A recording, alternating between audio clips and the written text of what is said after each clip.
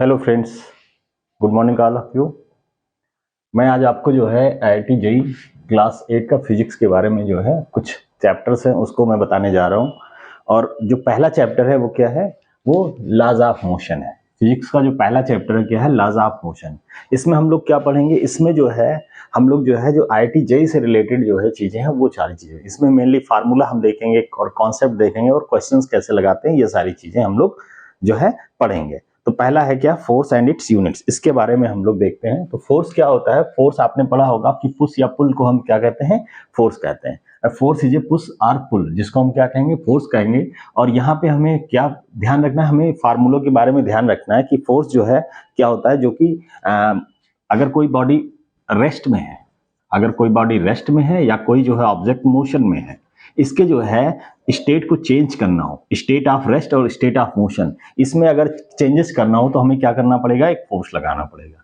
तो रेस्ट से अगर हमें मोशन में जो है कन्वर्ट करना हो किसी ऑब्जेक्ट को, या मोशन में है और उसको हमें क्या करना है, रेस्ट में कन्वर्ट करना है, तो हमें क्या करना पड़ेगा, एक फोर्स अप्लाई करना पड़ेगा। क्या करना पड़ेगा, फोर्स अप्लाई करना पड़ेगा। ठीक है, अगर रेस्ट से मोशन में लाना है तो फोर्स जब अप्लाई करेंगे तो इसका जो है, जो रेस्ट में है उसका जो है एक्सीलरेशन, अगर m जो है मास है और एक्सीलरेशन क्या हो जाएगा, a है, तो फोर्स की वैल्यू क्या होगी, force is equal to M A हो जाएगी।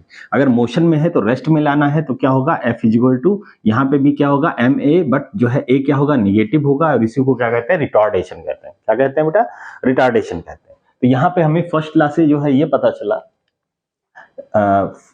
जो फोर्स है उससे हमें ये पता चलेगा कि फोर्स इज इक्वल टू क्या होता है, mass into acceleration, mass into acceleration होता है, राइट।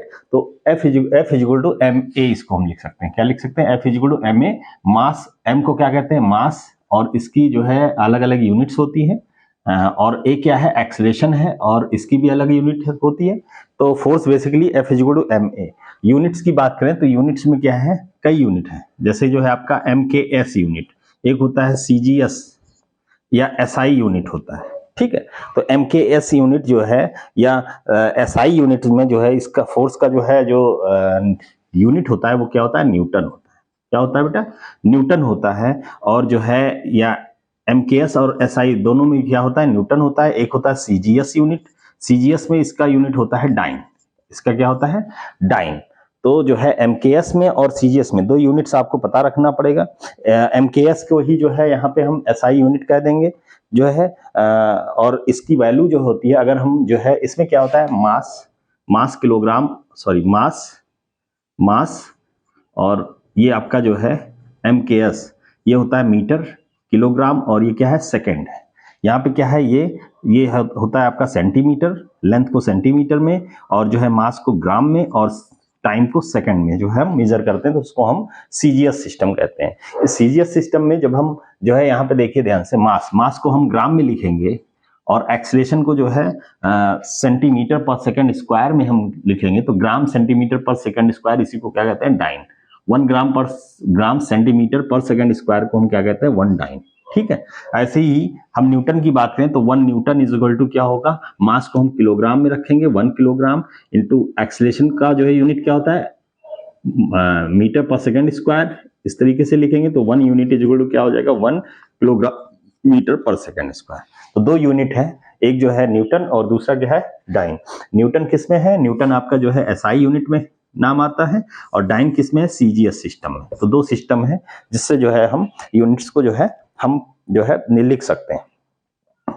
ठीक है, एक होता है आपका ग्रेविटेशनल यूनिट भी होती है फोर्स की ग्रेविटेशनल यूनिट, जिसको हम कहते हैं KGF, किलोग्राम फोर्स। KGF क्या होता है, किलोग्राम फोर्स होता है। और इसको जो है किलोग्राम फोर्स, इसको जो है मास को हम किस में लिख सकते हैं, kg में, और फोर्स को हम किस में लिख सकते हैं, किलोग्राम फोर्स। इसमें जो है और इसकी एक्सीलरेशन की वैल्यू अगर हम 9.8 मीटर पर सेकंड स्क्वायर हो जाता है, तो 1 kgf इज इक्वल टू कितना हो जाएगा, 9.8 किलोग्राम मीटर पर सेकंड स्क्वायर, और इसकी वैल्यू होती है 9.8 न्यूटन। तो 1 kgf इज इक्वल टू कितना होगा, 9.8 न्यूटन। हम जो है अगर इसमें से ये चेंज करना चाहें तो 1 न्यूटन इज इक्वल टू हम लिख सकते हैं 10 to the power 5 dyne. 1 newton is equal to 10 to the power 5 dyne, and 1 kgf is equal to 9.8 newton लिख सकते हैं। ठीक है, तो ये यूनिट्स आपको जो है क्लियर होना चाहिए।